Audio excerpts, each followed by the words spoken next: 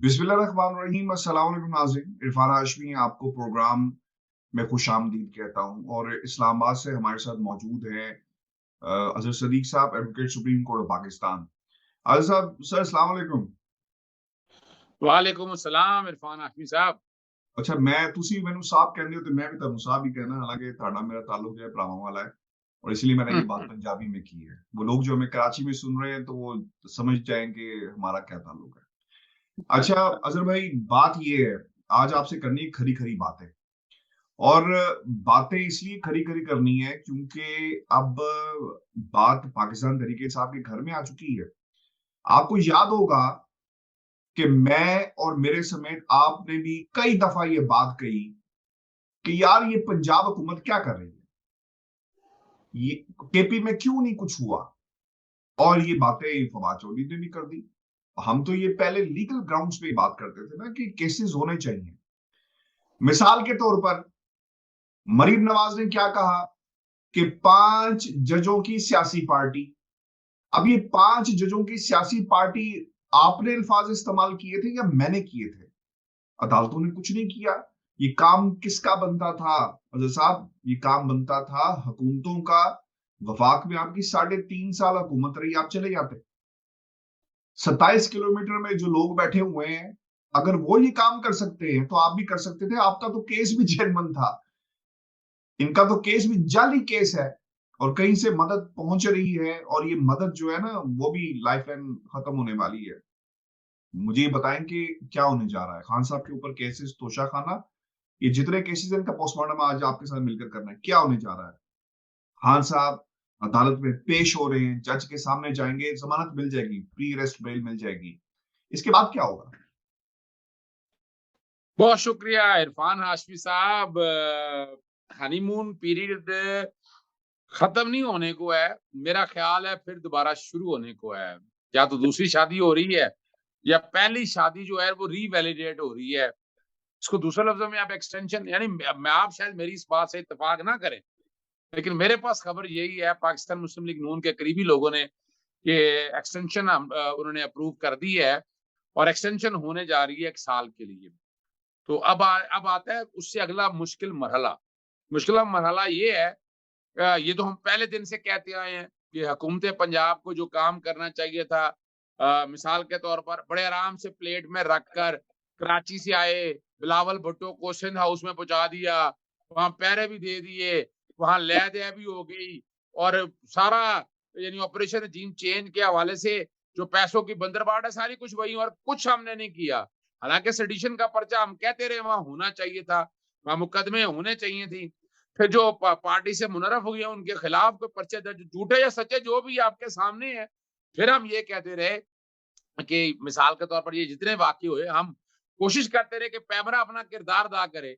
आपको याद होगा कि जब अपना यहाँ से खबर चली कि जनाब शहबाज शरीफ मनी लॉन्ड्रिंग में बरी हो गए, हालांकि वो तो अहमद और सलमान शहबाज के हवाले से डी फ्रीजिंग के अपना ऑर्डर थे अकाउंट्स के हवाले से यहाँ खबरें चली, कुछ नहीं कर सका मैंने बकायदा माफी होके पैमरा ने कुछ नहीं किया। फिर आगे चलते हैं आप कि हम एंटी करप्शन का महकमा इनके पास था, क्या कर लिया इन लोगों ने। कुछ नहीं किया, अभी तो आपने देखा। कुछ नहीं किया। मैं आपको रोक क्यों रहा हूं, इसलिए रोक रहा हूं। मैं चाहूंगा कि सुनने वालों के लिए ना ये जरा हम इसको ओपन करें और एक एक केस लेकर चलें। पहला केस है सर, खान साहब जमानत कबल गिरफ्तारी के लिए कल एसी इंसदाद दहशतगर्दी एटीसी कोर्ट जो है उसके सामने पेश हो रहे हैं और ये निकात मैं आपके सामने रख देता हूँ, then will comment one by one on this. कानूनी टीम से मुशावरत की थी। अब ये कानूनी टीम से क्या मुशावरत की आप बेहतर बता सकते हैं। और थाना मरगला में इंसदाद दहशतगर्दी एक्ट के तहत मुकदमा दर्ज किया गया है जिसमें इस्लामाबाद हाईकोर्ट ने इमरान खान की 3 रोज की राहदारी जमानत मंजूर की थी और उन्हें 3 रोज बाद मुतलका अदालत में पेश होने के लिए कहा गया है। अच्छा, अब ये भी शायद एक कंफ्यूजन थी कि शायद ये पहली दफा अदालत के सामने पेश हो रहे हैं। हो तो वो पहली दफा रहे हैं लेकिन इससे पहले जमानत दी जा चुकी है, ऐसा ही है? देखिए यहाँ भी बात वही है कि हम पता नहीं क्यों सोचते रह जाते हैं, हम कोई सख्त एक्शन लेते नहीं है। ये राहदारी जमानत दी थी इस्लामाबाद हाई कोर्ट से 3 दिन की मिली थी, सेशन कोर्ट के अपना सॉरी दहशतगर्दी की अदालत में। और कहा गया था कि इन्वेस्टिगेशन ऑफिस जब तारीख खत्म होगी तो आप फिर जाकर वहां पेश हो जाए। हाँ, यानी यानी उन दिनों में 3 दिनों के अंदर-अंदर आना होता है। जब जी, 3 दिन खत्म हो जाएँगे तो आपकी ज़मानत, राहदारी ज़मानत, प्रोटेक्शन बिल खत्म हो जाएगी। उसके दौरान आपने राब्ता करना है और इसमें अभी तक तो मेरी न ज़ाती राय के मुताबिक कुछ किया नहीं। आपने इन्वेस्टिगेशन ऑफिसर को कहा नहीं, ये दहशतगर्दी का मुकदमा बनता नहीं है, कौन-सी धमकियाँ दी हैं, किस बुनियाद पर है, ये तो वक़ूआ कोई नहीं हुआ। इस कॉन्टेक्स्ट में फिर एंटी टेररिस्ट कोर्ट में ज़मानत करवाए बगैर भी आप एक दरख़्वास्त फ़ाइल कर सकते थे और वो या ज़मानत के साथ ही एक दरख़्वास्त दायर कर सकते थे कि जनाब ये 780 इसमें से डिलीट करें, कोई ताल्लुक नहीं है उसका। फिर आप हाई कोर्ट में क्वेश्चन के हवाले से भी जा सकते थे। ये वो सारी बातें ना, यानी आप जब जब जंग लड़ रहे हो तो आपको ये सारे काम इस तरह से करने हैं जी, और अब कल कल अगर जाते हैं तो कल यकीनन हो सकता है ये दोनों चीज़ें इकट्ठी लेकर जाएँ और इस बात को चैलेंज करें और लेकिन आप अपने आप को एक ऐसे दायरे में फँसा रहे हैं कि जहाँ मुश्किल हो जाएगा।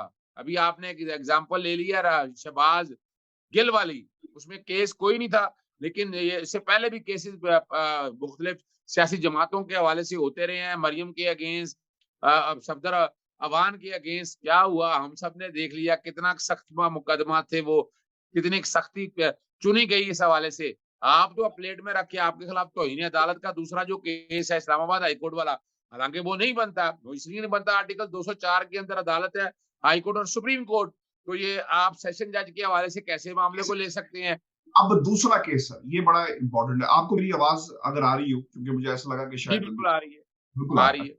हाई कोर्ट ने नाअहली दरखास्त में इमरान खान की काबिल समात होने पर दोबारा दलाइल तलब कर ली है। उन्होंने कहा जी कि नहीं नहीं नहीं, गल नहीं मरी, दोबारा आओ, दसो सानू कायल करो कि ये काबिल समात है या नहीं है। वो जो बात जिसके ऊपर वो कह रहे हैं, मैं नहीं जाना चाहता, मैं नहीं जाऊंगा, ना मुझे कोई फोर्स कर सकता है जाने के लिए कि क्या वजह बनी। द पॉइंट इज कि क्या अदालत, और अच्छा इंटरेस्टिंग फैक्ट इसमें ये भी है कि ये जो अदालत है वो जस्टिस आमिर फारूक साहब की गालबन अदालत है, जिसमें बिल्कुल। उन्हें कहा गया कि आप आए। जी, कायम मकाम चीफ जस्टिस, और उन्होंने अपने तहरीरी हुक्मनामे में कहा कि दलाइल दोबारा दिए जाए। क्या अदालत सर ऐसे कर सकती है, और इस केस का स्कोप आप क्या देख रहे हैं?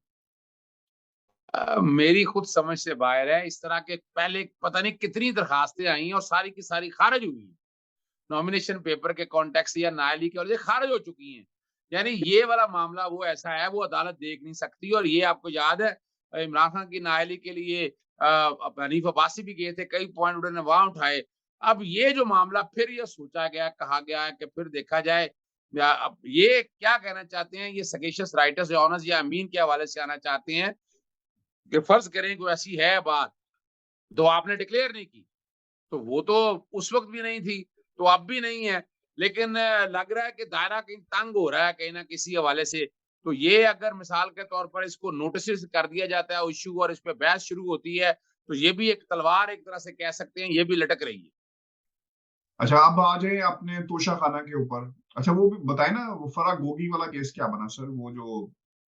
वो तो सुनने में अभी आ रहा है कि सब कुछ खत्म हो मैं गया, और मैं खबर ये फराह हुई खान कि के हवाले से देखिए वो केस बुनियादी तौर पर बनता कोई नहीं था क्योंकि मैं एग्रेसिव होके चला हूँ। मैं जो इमरान खान साहब के करीबी जो कई वोकला हैं वो ज़रा अपना प्यार-मोहब्बत से चलते हैं, मैं उसका कायल नहीं हूँ। फराह खान वाले मामले में मैं खुद एंटी करप्शन के मैंने किसी बंदे को वहाँ पेश नहीं कराया जो कोई दायरा इख्तियार नहीं था। मैंने वो चैलेंज किया, एक-एक चीज़ सामने रखी, वो केस बनता नहीं था। वो झूठा केस था और मैंने आपने देखा होगा मैंने किसी को पेश नहीं किया। इसी तरह नैब में भी चल रहा था। नैब में उनके अकाउंटों की छान-बीन पता नहीं क्या-क्या कुछ मैंने कहा भई क्या देख रहे हैं आप? आपका इख्तियार कहाँ से आ गया?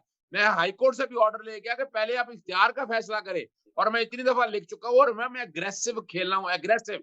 यहाँ अब के एग्रेसिव खेलने वाली बात वो नहीं खेल रही ना तहरीक इंसाफ। अब तो केस खत्म हो गया। अब वो उन्होंने कहा जी ए कर लो काम, जेड़ा तुसी इल्जाम लाने सी फराह थे वो साबित नहीं। आपको लगता है कि यही वो डेस्परेशन थी जिसकी बुनियाद के ऊपर इमरान खान के गिर्द तौहीन अदालत का केस, इंसदाद दहशतगर्दी का केस, फिर ये सारा जो सीरीज हुई, इसकी ये बुनियादी वजह बनी कि उन्हें पार्टी में भी तो बात करते होंगे ना कि यार हम ये साबित नहीं कर सकते। अगर आप हमसे पूछेंगे कि अदालतों में इमरान खान को जाकर हम 3 माह के अंदर कोई नाअहली का और सब कुछ करवा लें, इन केसेस में मुमकिन नहीं है, जुएशी लाने के मुताबिक होगा, इसीलिए कुछ और लबो। उन्होंने कहा जनाब लबना की ये एक तकरीर आ गई है, लिहाजा इसको इस्तेमाल किया जाए। सर ये वजह बनी? वही यही और क्या हो रहा है? देखिए ना, ये प्रेशर बिल्ड करने के तरीके हैं ना, कि आएँ कहीं कॉम्प्रोमाइज़ हो, कहीं बैठकर ऐसे आएँ, इमरान खान साहब को कोई डील की तरफ लेके आएँ और उन्हें कहें छोड़ें ये हुकूमत चलने दें, अगले 5 साल इनके देते हैं, जो हमेशा होता आया है, एक बारी उनकी, एक बारी इनकी, और उसके बाद आप आ जाइएगा। तोशा खान वाला केस भी आप जो क्या बात कर रहे थे, मैं साथ-साथ वो भी छेड़ दूँ। जी, तोशा खाना वाले केस में भी देखिए तो वहाँ कुछ नहीं है। यानी वो टोचा खाना के केस में इसलिए कुछ नहीं है कि आपको पता है जो जो अकाउंट के बेसिक प्रिंसिपल को समझते हैं, आज मैंने रिटर्न डिक्लेयर की है, उसमें एसेट एंड लायबिलिटी सारे दे दिए हैं 30 जून के। अब मैं जुलाई में कोई चीज़ खरीदता हूँ, बेचता हूँ, मैं करता हूँ, 3-4 दफ़ा मैं खरीदता हूँ, बेचता हूँ, लेकिन 30 जून जो अगले साल तक जो मेरे पास होंगे एसेट उस डेट के ऊपर, मैंने वो डिक्लेयर करने हैं। तो ये भी ऐसा नहीं है, लेकिन वो कुछ अमाउंट्स पकड़ के निकाल कर अकाउंट्स पे, यानी एक बेसिकली प्रेशर डाल रहे हैं कि मैं उनको कुछ तंग किया जा सके। मैं आपके सामने ना कुछ निकात रख दूँ, हमारी इस्लाह कर दें, चूँकि ये बात हो रही है। सुप्रीम कोर्ट ने नवाज़ शरीफ के को ओहदे से हटाकर उन्हें ताहयात नाअहल किया था, ठीक है? ये कंपैरिज़न करते हैं कि इमरान खान को भी इसी तरह किया जाए, प्रिंसिपल ये सेट किया गया है। कागज़ात नामज़दगी में ये बड़ा इम्पोर्टेंट है, गैर हासिल शुदा काबिल वसूल असासाजात को छुपाया था, बेटे से तनख्वाह वाला मामला। इमरान खान के मामले में उन्होंने मुबैना तौर पर तोशाखाना के तहफ़ को गोशवारों में छुपाया। अब ये कंपेयर इस तरह कर रहे हैं। इमरान खान ने ये तहफ़ 1 या 2 साल बाद उस वक़्त गोशवारों में इन तहफ़ का ज़िक्र किया जब मीडिया ने तोशाखाना स्कैंडल पर तवज्जो दिलाई और बताया था कि इमरान खान ने इनमें से कुछ तहफ़ फ़रोख्त कर दिए और नवाज़ शरीफ और इमरान खान के केस में किस कदर मुमासलत यूँ है कि दोनों रहनुमाओं ने अपने असासाजात के गोशवारे इलेक्शन कमीशन में जमा करवाए। नवाज़ शरीफ के मामले में देखें तो उन्होंने ये नहीं बताया कि काबिल वसूल असासाजात उन्होंने वसूल नहीं किए।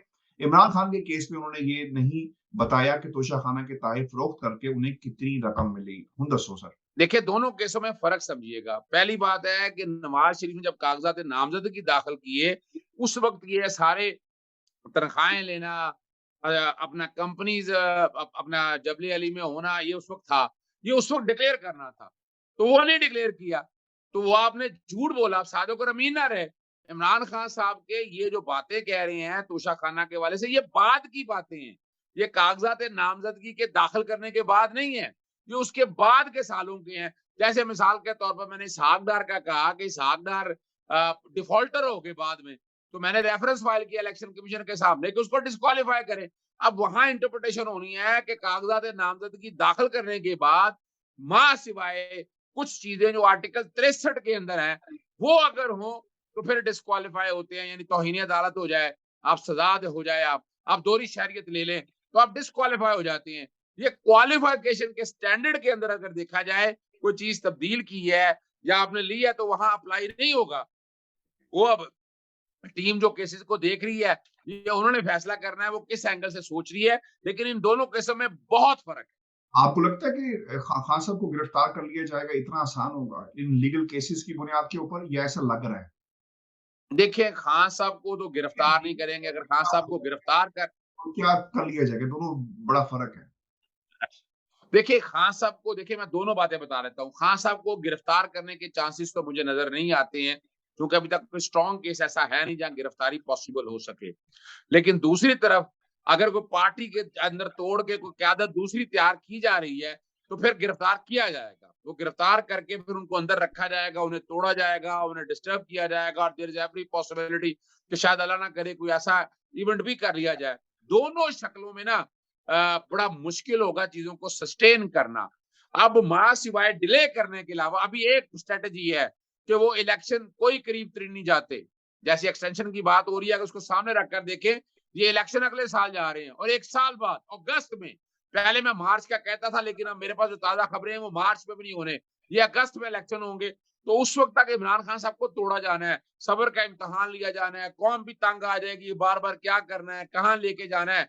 तो ये जो मामला उन्होंने और इसमें उनके आस-पास के लोग हैं मरवाने वाले, जैसे उनसे इस्तीफे दिलवाए गए, असेंबली के अंदर एक सेकंड ऑप्शन रखी नहीं गई है। अगर आज सेकंड ऑप्शन होती है असेंबली के अंदर, जिस तरह उन्होंने इसको गिराया है, इमरान खान साहब को गिराया है, वो अपना शहबाज शरीफ को गिरा सकते थे। एमक्यूएम वाले बंदे साथ आ जाते या पीएमएल-क्यू के आ जाते या बाप आ जाते, तो गिरा सकते थे। तो वो तो बड़ी प्लानिंग के साथ उनको बैक फुट पे ले आए हैं तो इमरान खान साहब के करीब के लोगों का मैं समझता हूँ बहुत कसूर है उन्हें यहाँ तक ले जाने के लिए। उन्हें मेहनत बहुत करनी पड़नी है, अगर वो मेहनत करेंगे तो आगे आएंगे, वरना ये हालात उनके लिए इतने आसान नहीं। हमारे साथ ऐसे सदीक साहब थे सर, बहुत शुक्रिया आपके वक्त का। चल बस ठीक है, थैंक यू। आ रहे हैं बार बार। ओके।